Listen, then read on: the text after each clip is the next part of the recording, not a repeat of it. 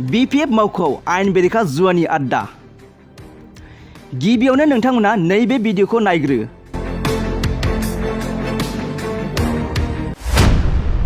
जाय भिडिअआ जोंनिसिम सफैदों। Musalpur block BPF मावख'आव आयेन बेरेखा जुवानि आड्डा सोलियो। बिदिनो सोलिसै नामा मुसलपुर ब्लक BPF मावख' उदालबारियाव जुवानि आड्डाया? हाग्रामा महिलारिनि दैदेननायाव BPF दोलोनि मावख'आव जुवानि आड्डासो सोलिबाय थायो नामा?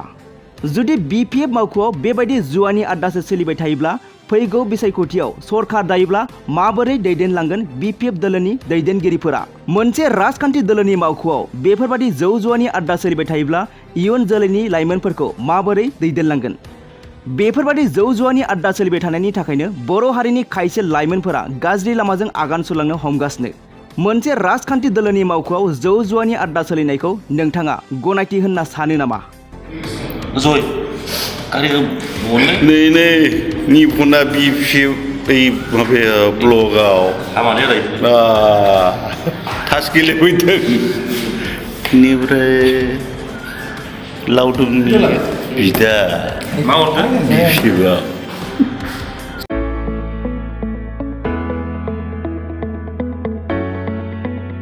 मोनसे गोजोनथाव खौरां। बर' सावथुन नायनो मोजां मोनग्रा रायजो राजाफोरनि थाखाय मोनसे गोजोनथाव खौरां। खम बेसेननि गेजेरजोंनो नोंथाङा नायनो हागोन बर'नि गासै गोजाम गोदान सावथुनफोरखौ। बर' सावथुन नायनो थाखाय ओंखारदों मोनसे आंगो स्ट्रिम एप।